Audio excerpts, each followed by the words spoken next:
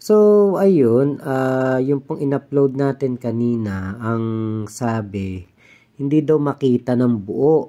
So, ngayon po, ito, punta tayo dito sa Deepware.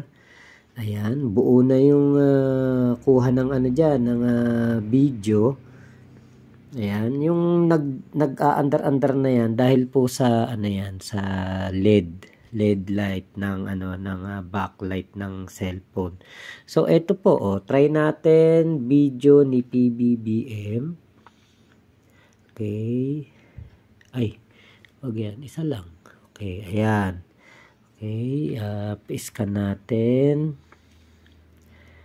Ayan, ang lumabas po ay suspicious. Ayun. Talaga namang suspicious kaga, 'di ba? Alam naman natin na suspicious talaga yung ano na 'yan, yung video na 'yan. Ayan nga sa Sepper Bekov, deepfake detected 92%.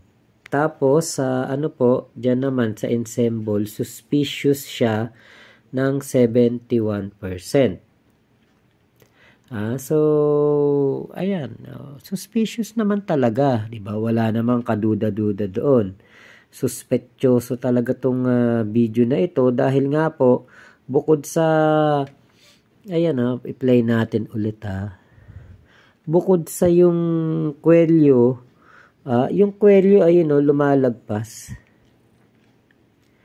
Ayan, ako naglalabo-labo yung video natin. Ayan yung kwelyo.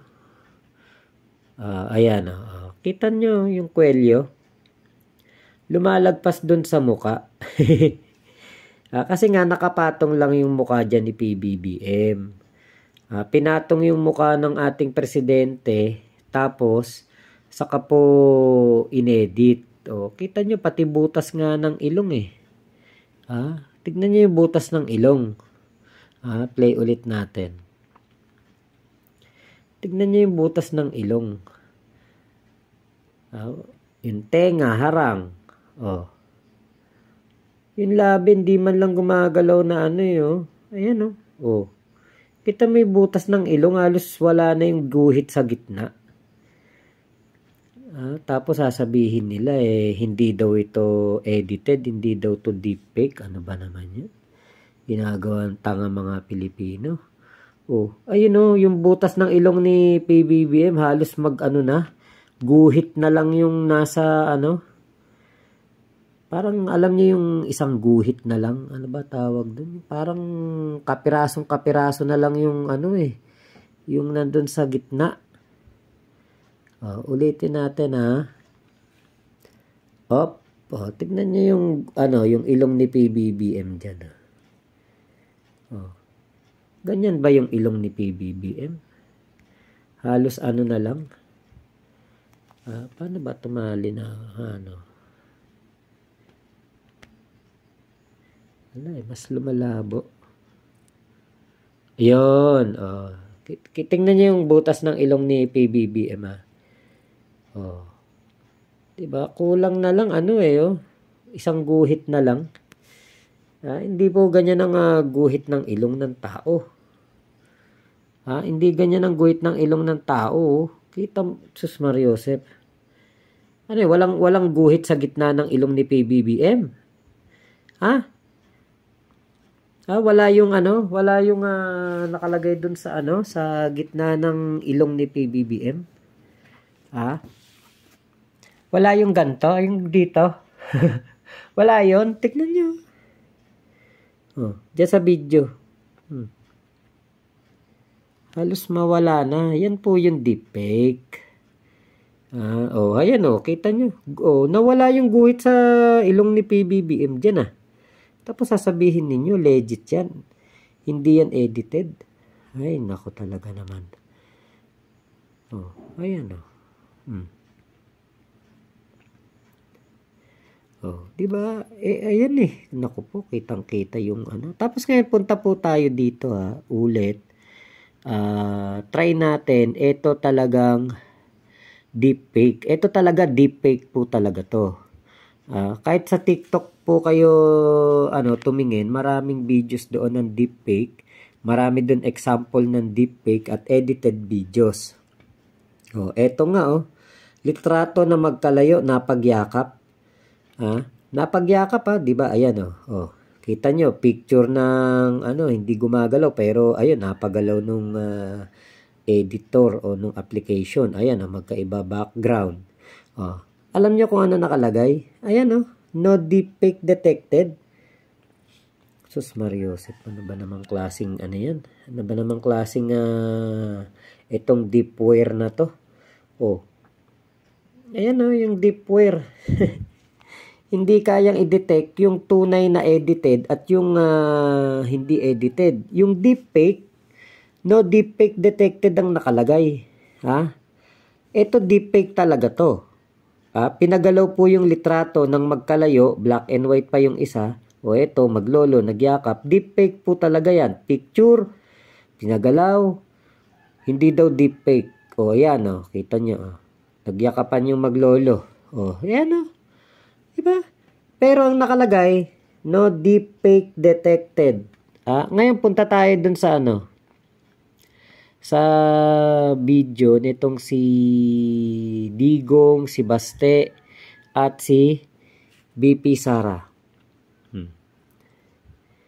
Tignan nyo kung ano po lalabas. Ayan diba? Deepfake detected. Suspicious. Bakit? Kasi ito yung pinag-eksperimentuhan po. Yung video na pinakalat ni Maharlika, ni Harry Roque, tinesting po na ilagay naman ay mukha nung tatlong Duterte. Mukha nung tatlong Duterte. Ayan diba? Deepfake talaga. Pero yung nauna, yung kay PBBM, suspicious na kagad. Na-detect niya deepfake 92%. Kasi nga po, deepfake talaga yun. Meron pong suspetyoso na kagad. Actually, kahit nga hindi mo na dalhin dito sa deepware na to, talagang yun, talagang kahina-hinala po talaga yung video na yun ni PBBM kasi nga, biruin mo, halos mabura yung gitna ng ilong ni PBBM. Tapos yung kwelyo. Yung kwelyo nag-o-overlap sa ayan tignan nyo. Yung kwelyo nag-o-overlap doon po sa sa labi. Sa may labi ni PBBM. Ay nako talaga. Ano ba naman tong mga tao na to? Sasabihin, legit daw to. Tagal ninintay na mga bobong didishit to, saka na mga tangang dagang palengkeng sumusuporta kay Digong. Tapos ganito lang ilalabas ni Maharlika. Ayan wala yung guhit sa gitna ng ilong ni PBBM nawala. Oy, Maharlika, wala bang mas matindi-tindi man lang ditong deepfake? Yung hindi halata man lang. Ang tagal naghintay ng mga bobong supporter mo. Tapos ang ilalabas mo, ito lang gantong walang kakwenta-kwenta. Ayan punta tayo dito sa aking sa aking gallery. Tignan natin yan yung sinasabi ko. Yung pagtingala halos mawala na yung halos mawala na yung guhit sa ilong Ayan halos mawala na yung guhit sa ilong magkadikit yung butas ng ilong ni PBBM? Ganyan ba ilong ni PBBM? Magkadikit yung butas? Ay nako talaga to mga to. Saka meron bang ganyan ganyang gumagawa ng kabulastugan ipapakita pat hahayaan lang na videohan siya.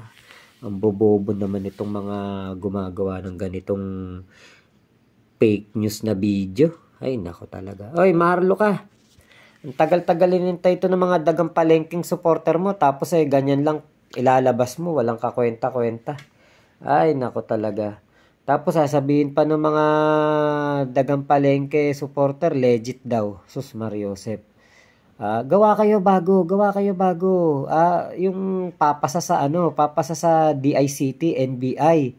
Hindi yung sa deepware pa lang palpak na, sablay na. Yung deepware nyo, palpak. Deepware nyo, sablay. Ang mga detection, ay nako. Yung deepfake, hindi na detect, ay nako talaga. Gawa kayo bago, gawa kayo bago.